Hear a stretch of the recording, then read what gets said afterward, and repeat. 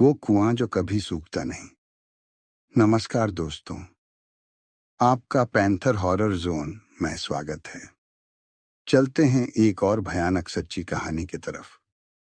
आज की कहानी है एक ऐसे गांव की जहां एक कुआं है जो ना कभी सूखता है, ना ही उसका पानी कोई पीता है। क्यों? इस सवाल का जवाब आज आपको मिलेगा। लेकिन याद रहे, अकेले मत सुनना। ये कहानी है उत्तर प्रदेश के एक छोटे से गांव बसीपुर की। बसीपुर शांत गांव था, लेकिन गांव के बीचों बीच बना एक पुराना कुआं, जिसे सब नरक का कुआं कहते थे। गांव में मान्यता थी कि उस कुएं का पानी पीते ही इंसान पागल हो जाता है। कुछ तो कहते थे पानी नहीं, वो किसी आत्मा का निवास है। फिर एक दिन 20 साल का लड़का रमेश अपने मामा के घर गर्मी की छुट्टियों में बसीपुर आया। शहर में पला बढ़ा रमेश अंधविश्वास को नहीं मानता था। गांव में जब उसने कुएं की कहानी सुनी तो हंसते हुए बोला, भूत वूत कुछ नहीं होता, मैं उस कुएं का पानी पीकर दिखाऊंगा। गांव वालों ने मना किया, लेकिन उसने किसी की नहीं सुनी।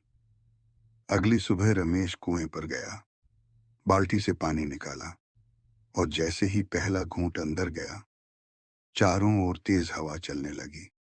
उसकी आंखें लाल हो गईं, चेहरा पीला, और फिर वो जोर से चिल्लाया, वो आ गई, वो आ गई। रमेश बेहोश हो गया। उसे झाड़ फूंक कराने के लिए बाबा बुलाए गए। बाबा ने कहा, इस कुएं में एक औरत की आत्मा बसी है, सावित्री, जिसे 70 साल पहले गांव वालों ने इसी कुएं में धक्का देकर मार दिया था। क्यों? क्योंकि सावित्री गांव के जमींदार की बहू थी। उस पर इल्जाम था कि वो काली विद्या करती थी। गांव ने बिना सच जाने उसे कुएं में फेंक दिया। तब से वो आत्मा हर उस इंसान को पकड़ लेती है जो इस कुएं का पानी पीता है। बाबा ने रमेश से बात की। सावित्री की आत्मा ने उसके शरीर पर कब्जा कर लिया था। आत्मा कह रही थी, मैं निर्दोष थी, फिर भी मुझे क्यों मार डाला। तभी रमेश के मामा दौड़ते हुए वहां पहुंचते हैं। उन्होंने देखा कि रमेश की आंखें अब पूरी तरह सफेद हो चुकी थीं। वो जमीन पर बैठा था, लेकिन उसकी आवाज औरत जैसी हो गई थी। सावित्री की आत्मा रमेश के शरीर में बोल रही थी, तुम सब दोषी हो, जिसने मेरा सच जाने बिना मुझे मौत के हवाले कर दिया। बाबा ने तुरंत पूजा का सामान निकाला, हवन शुरू किया। लेकिन जैसे ही मंत्र पढ़े जाने लगे, रमेश जोर जोर से हंसने लगा। मंत्र? मुझ पर नहीं चलते ये, मैं कोई सामान्य आत्मा नहीं। गांव के बुजुर्ग सामने आए और बोले, सावित्री, अगर तुझ पर अन्याय हुआ है तो हम सब शर्मिंदा हैं, लेकिन अब इस लड़के को छोड़ दे। तभी रमेश की मुंह से चीख निकलती है और उसकी गर्दन पीछे की ओर मुड़ जाती है। सब डर जाते हैं। बाबा ने चिल्लाया, अगर आज इसे नहीं रोका तो ये आत्मा इस लड़के की जान ले लेगी।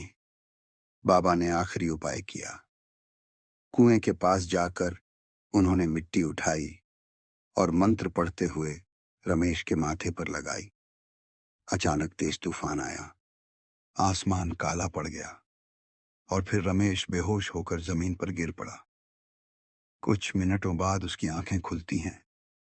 अब वो सामान्य था।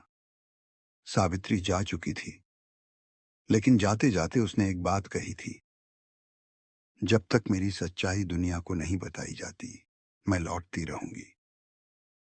बाबा ने कुएं को सील करवा दिया, उसके चारों ओर कलाबे से बांधकर, चारों ओर से ईंट से पैक कर दिया, जिसकी वजह से न कोई उस कुएं के पास जाता और न ही उसका पानी पी पाता। रमेश भी अपने घर लौट गया। वो सही तो हो गया, पर वो डरा डरा रहने लगा। अगर आपको ये कहानी डरावनी लगी हो तो इसे लाइक करें, शेयर करें और पैंथर हॉरर जोन को सब्सक्राइब करना न भूलें।